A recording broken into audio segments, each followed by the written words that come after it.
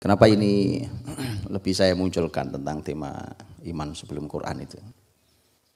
Saya hanya khawatir muslimin akan kejeblos di lubang yang berikutnya.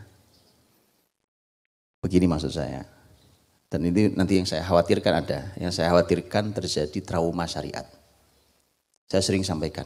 Saya mempunyai istilah namanya trauma syariat. Dan itu bahaya. Jadi kenapa bisa trauma?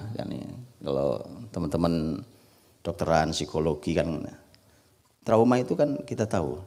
Di antaranya adalah karena ada benturan peristiwa yang menjadi musibah dalam hidupnya.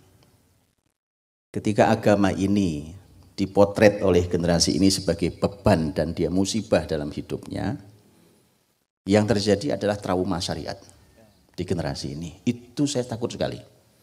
Itu bukan ketakutan saya, karena dalam berbagai teks dari sejak Quran, hadis Nabi sampai kalimat para ulama dan sejarah pendidikan sepanjang pendidikan Islam saat Islam masih besar. Itu betul-betul dihati-hati oleh para ulama kita tentang tema-tema ini. Karenanya bisa dibayangkan anak-anak kita pokoknya ngaji, baca Quran, belajar Quran, nanti waktunya belajar sholat, wudhu, sholat, segala macam, terus puasa Ramadan ya puasa, dan seterusnya. Itu berjalan bertahun-tahun sampai balik, bahkan dia, orang tuanya melihat secara zahir gitu. Alhamdulillah anak saya sholat, alhamdulillah anak saya puasa, alhamdulillah anak saya baca Quran, alhamdulillah, dan seterusnya. Apa tidak baik? Ya baik, kegiatan masuk nggak baik. Sholat masuk nggak baik kan? Baik. Cuma masalahnya bukan itu. Tahukah kita bahwa akhirnya kita saya sering menyebutnya seringkali kita melahirkan robot, bukan muttaqin. Apa bedanya robot sama orang bertakwa? Gini loh, orang bertakwa sholat, betul ya? Orang bertakwa hafal Quran. Oh bisa hafal Quran gitu kan? Pertanyaan saya, robot bisa hafal Quran apa enggak? Bisa. Kan di memori. Robot punya memori apa tidak? Punya memori.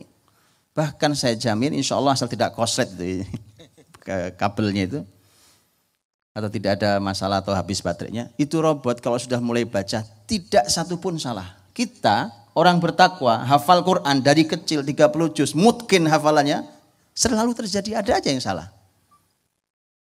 Rasul aja pernah kok minta diingatkan salah dalam baca Quran, dalam sholatnya.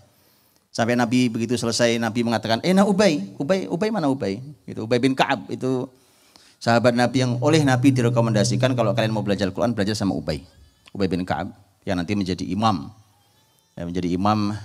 sholat tarawih pertama yang berjamaah, yang kembali dihidupkan oleh sahabat mulia Umar Ibnu Khattab radhiyallahu anhu. Jadi teman-teman, makanya lahirnya bisa lahir robot tadi. Robot bisa sholat enggak? Ya bisa. Tinggal di setel aja sholat ya. Setel sholat. Sholat. Kalau perlu bacaannya bukan 1 juz sekali berdiri. Terserah mau berapa juz setelannya, bisa. Tapi robot. Apa ada robot masuk surga gitu? Ya. Tapi orang bertakwa dimuliakan Allah di dunia, di akhirat. Padahal orang bertakwa mungkin salah. Ya kan? Kita tahu bagaimana Allah SWT menyampaikan dalam Quran, bahkan Rasul dalam hadisnya, dalam banyak ayat, banyak hadis Nabi, bahwa orang bertakwa itu bukan orang yang tidak pernah punya dosa. Kan begitu. Jadi saya dirahmati Allah, kita ini kadang tidak sadar kalau kita melahirkan robot. Anak-anak sholat. Puasa selesai, puasa Ramadan. Belajar baca Quran. Caranya gampang gini. Itu nanti begitu dia jauh dari sinyal utama atau putus listriknya itu semua berhenti. Sudah la shalah wala siyam wala Quran. Berhenti. Anaknya besar, kuliah di luar kota. Bapak ibunya yang diingatkan cuma, aduh kamu telat subuh lagi, subuhnya telat lagi. Kamu hari ini sudah baca Quran atau belum? Enggak jadi, anak kita belum jadi.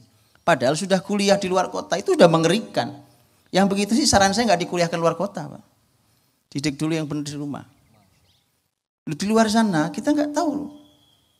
Di luar sana ada banyak setan.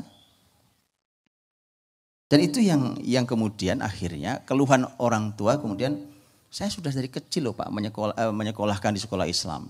Mengajari ini, semua kebaikan diajarkan. Pertanyaannya mengapa masih kayak begini anak-anak?